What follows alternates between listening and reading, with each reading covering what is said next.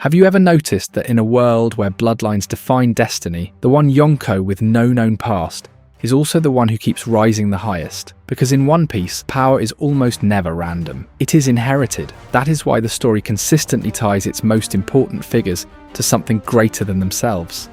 Luffy is not just a pirate. He is the son of Dragon and the grandson of Garp. Ace carries the blood of Roger. Teach is directly connected to Xebec. Even characters like Shanks, whose origin was long hidden, has now been confirmed as a celestial dragon from the Figureland family. When Oda's characters have no past, it is rarely because there is nothing there. It is because something is being hidden. And that brings us to Buggy the Clown, a man with no confirmed lineage, no known parents, no surname, and no origin beyond the simple statement that he was born in the Grand Line and joined Roger's crew as a child. And yet, despite all of that, Buggy stands among the 4 most influential pirates in the world. That contradiction alone should raise questions.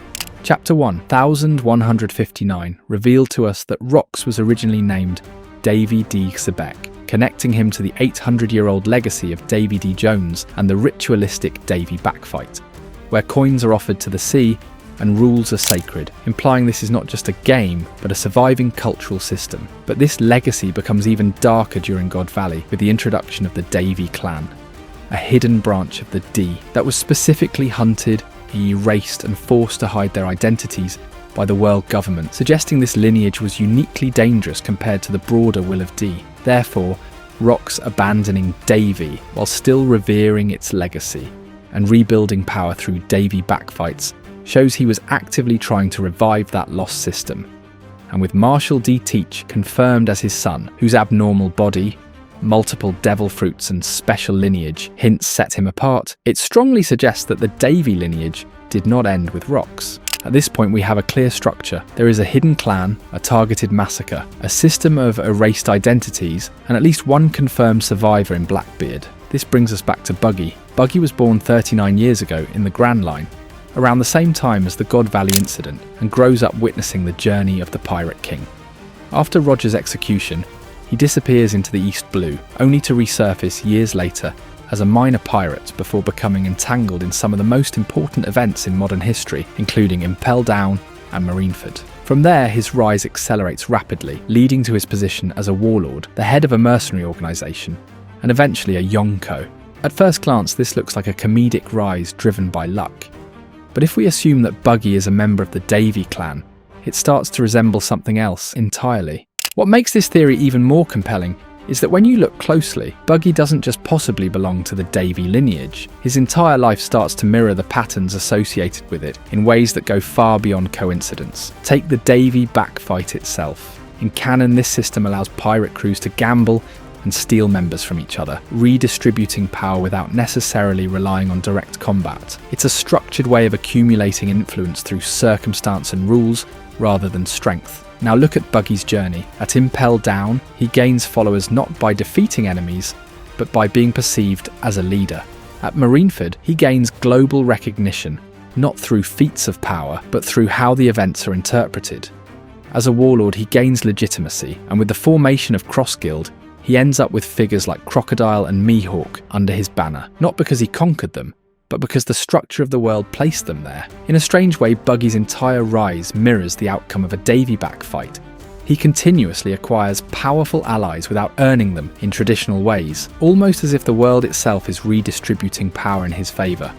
Then there's the symbolism of his devil fruit. The Bara Bara no Mi allows Buggy to split his body into pieces, a power that is usually played for comedy. But thematically, it lines up with the idea of a fragmented lineage. The Davy clan was hunted, scattered, and forced to break apart in order to survive. Their identity was split across time, hidden behind false names and erased histories. Buggy, quite literally, embodies fragmentation. His body separates into pieces, just as the clan itself may have been divided and lost across generations.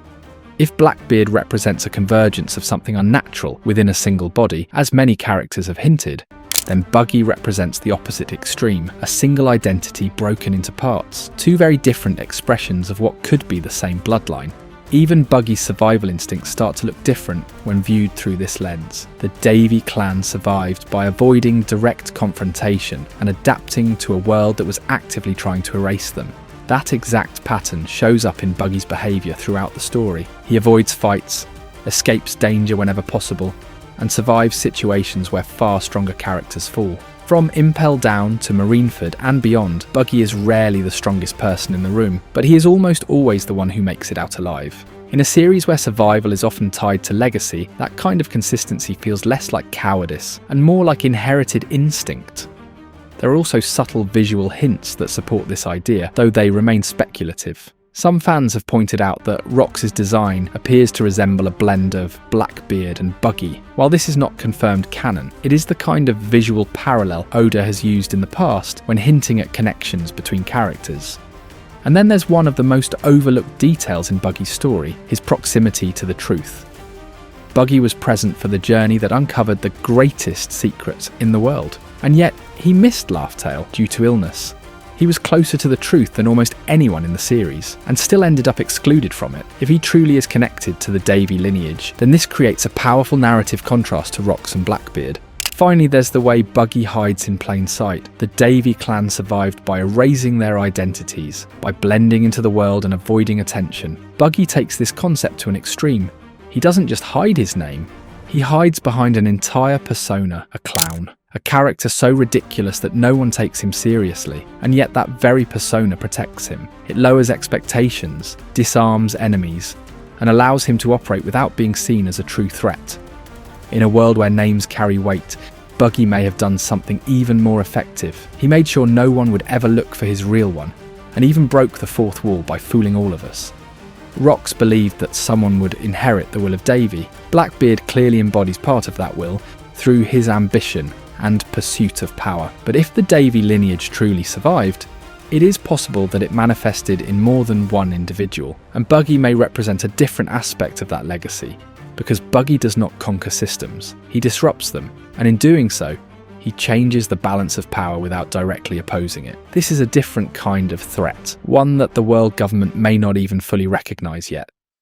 If this theory is true, then Buggy's rise is not a joke. It is part of a lineage that connects Davy D. Jones, Rox D. Xebec, Marshall D. Teach, and possibly Buggy the Clown, because in the end, the greatest trick Oda may have pulled is not hiding power behind strength, it is hiding legacy behind a clown. As always, thank you for watching.